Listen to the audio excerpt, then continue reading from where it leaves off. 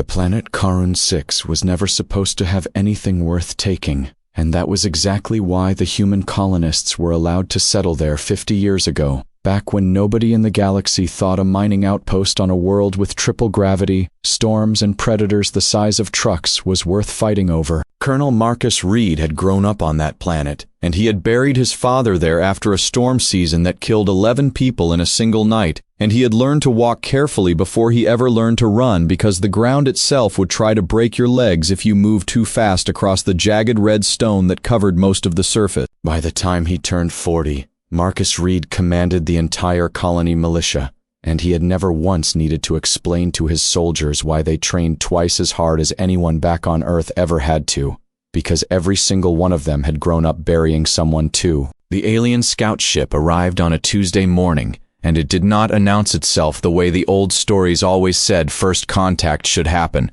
It simply appeared in low orbit, small and gray and confident, and it began scanning the colony with the kind of casual thoroughness a predator uses when it already believes the outcome of the hunt before the hunt has even started. Sergeant Ellie Ward was the first to spot it from the watchtower, and she called it in without panic in her voice, because panic was a luxury nobody on Karun 6 could ever afford to carry.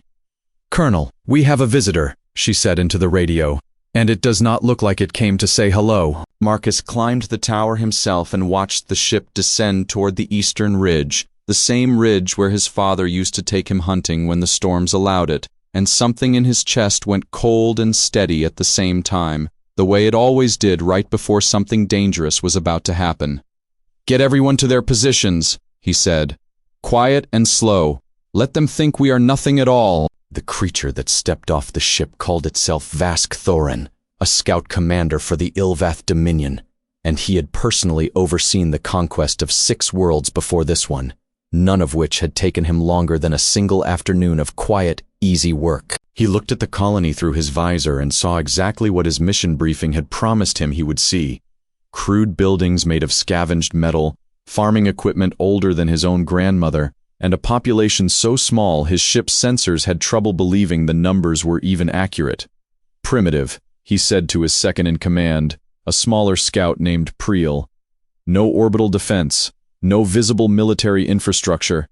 This will take less than an hour of my time." What his sensors could never measure, because no sensor in the galaxy had ever been designed to measure it, was the simple fact that every single person in that colony had already survived things that would have killed 100 trained Ilvath soldiers without a second thought. Young Tom Ashford was 17 years old and had never once left the planet in his entire life, and when the call came through that strangers were approaching the eastern fence line, he did not feel the fear he had always expected to feel in this exact moment. Instead, he felt something closer to the calm his grandmother used to describe before a hunt. The kind of stillness that came from growing up in a place where hesitation got you killed faster than almost anything else ever could.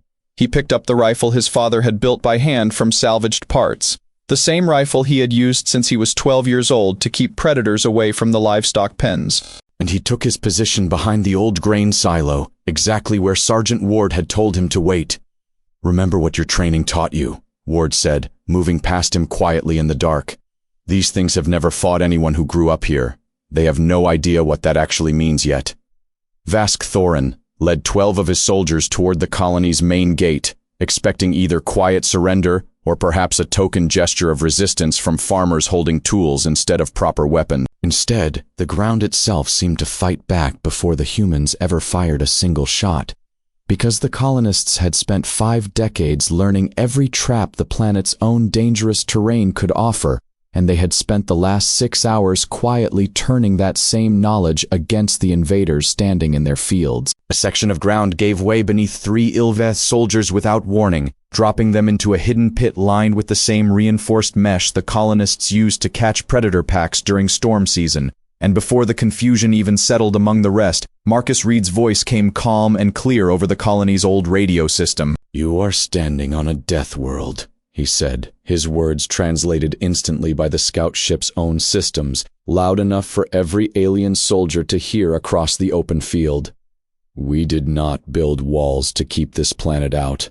We built our whole lives learning how to survive inside it."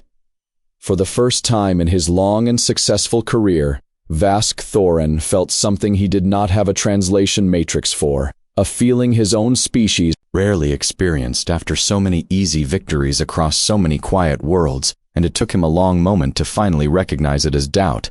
The fight that followed lasted less than 20 minutes, and it was not fought the way any Ilvath training manual had ever described a proper battle, because the colonists did not fight in straight lines or across open ground the way disciplined armies were supposed to move. They used the terrain the way Marcus Reed had used it his entire life, striking from angles the alien sensors had never been built to anticipate, retreating into tunnels dug decades ago as storm shelters, and reappearing exactly where the confused Ilvath soldiers least expected them to be standing. Tom Ashford fired only twice that entire night, both times exactly where Sergeant Ward had trained him to aim, and both times he felt his hands shake afterward, not from fear, but from the strange, heavy weight of understanding that he had just done something that would follow him for the rest of his life. Priel, the smaller alien scout who had followed Vask Thorin onto this planet with total confidence only hours earlier, found himself pinned behind a water tank with 2 other soldiers, his weapon nearly useless against enemies who refused to stand still long enough to be a proper target. "They move like the ground itself is telling them where to go," he said over his comm, his voice shaking in a way that would have embarrassed him back home. This was not in any of the reports. By the time the sun began rising over the eastern ridge, Vask Thorin and the 4 soldiers who remained standing were being marched toward the colony's central hall, disarmed and silent, staring at the humans around them with an expression that looked almost exactly like fear.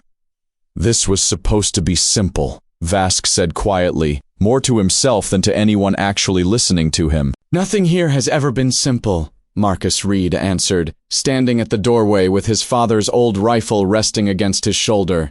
"That is the only reason any of us are still alive today to meet you at all."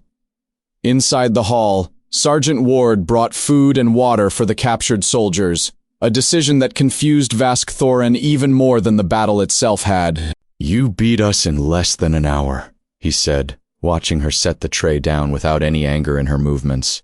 "And now you feed us." "We are not the ones who came here to take something that was never ours," Ward said simply. "There is a difference between defending your home and being cruel to someone who lost." That night, as the colony repaired its fences and buried nothing, because for once nobody on their side had died in the fighting, Marcus Reed sat with young Tom Ashford outside the central hall, both of them too tired and too wired to sleep just yet. "Did you know we could beat them?"